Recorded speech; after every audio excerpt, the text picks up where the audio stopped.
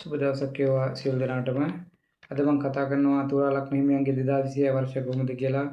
2026 වර්ෂය විශේෂයෙන් 4 වැනි චතුරග්‍රහ යෝගයක් යෙදී තිබියදී සහ 8 වැනි සඳු ග්‍රහය උච්ච බලෙන් සිටී තමයි 2026 වර්ෂය තුලා ලග්න හිමියන්ට ආරම්භ වන්නේ. විශේෂයෙන් සුභ අසුභ සම ඇති කරන වර්ෂයක් වශයෙන් පෙන්වුම් කරනවා විශේෂ තුලා ලග්න හිමියන්ට. අන්න අතර ඔබ කැපී පෙනෙන චරිතයක් වෙන්න පුළුවන්. ගරු නම්බු නාම ලැබෙන පුළුවන් වසරක්. ඒ වගේම සිම්මාශ්‍රිත පීඩා නිසා ජලයෙන් අනතුරු නිසා ඔබට කරදර බාධා ඇති වෙන පුළුවන්. ඒ නිසා ඔබ ප්‍රවේශම් කටයුතු කරන්න. සඳු 8 වෙනි නිසා තමයි අපිට ජලයෙන් අනතුරු විපත් සිදු වෙන්න පුළුවන්. ඒ නිසා ගඟේ මුහුදේ නාන්න යෑමෙන් ඔබ පරිස්සම් වෙන්න. සහෝදර සහෝදරයන් අතර මතභේද වෛද්‍ය ඇති කරන්න පුළුවන් විශේෂයෙන් තුලා ලග්න හිමියන්ගේ.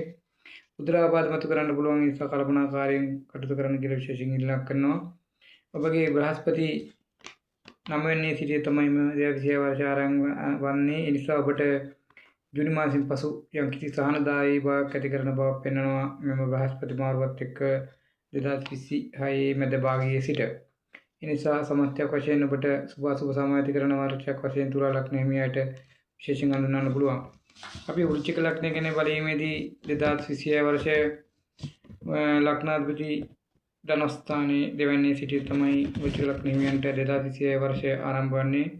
එම නිසා ටිකක් සුබඵලදායක ලැබීම් අංශයට යහපත් වන වර්ෂයක් වශයෙන් වෘශ්චික ලග්න හිමියන්ට අපිට හඳුන්වන්න පුළුවන්.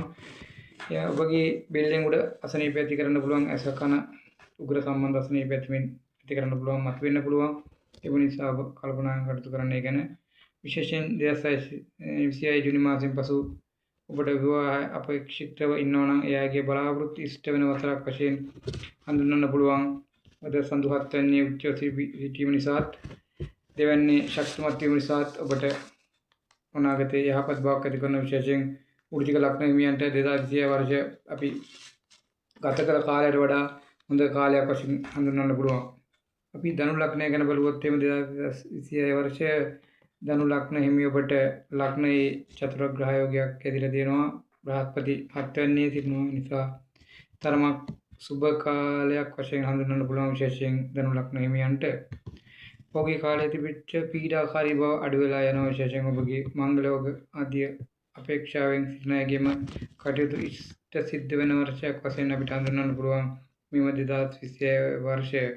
ඒ වගේම විශාල ලාභ ප්‍රයෝජන අපිට ඇති කරන්න පුළුවන්. ඔබට ධනු ලග්නයේ ඔබගේ ධර්ම කර්මාධිපති යෝගයක් ලග්නයේදී තිබීම නිසා ඔබට විශාල වශයෙන් ආදායම් තත්ත්වයට යහපත් බවක් ඇති කරන්න පුළුවන්. ඒ වගේම සුළු අවස්ථාවලදී පදිංචි වෙනස් වීම ඔබට වෙන්න පුළුවන්. ගමේ ඉඳලා දුර පළාතකට යන්න පුළුවන්. නැත්නම් ලංකාවේ කෙනෙක් අපිට පිටරට යන්න පුළුවන්. ඒ වගේ අවස්ථාවන් නෙදෙන්න පුළුවන්. ඒ නිසා ඔබට තරමක් අපිට සුබදායී වර්ෂයක් වශයෙන් ධනු ලග්න හිමිය ඔබට මට හඳුන්වන්න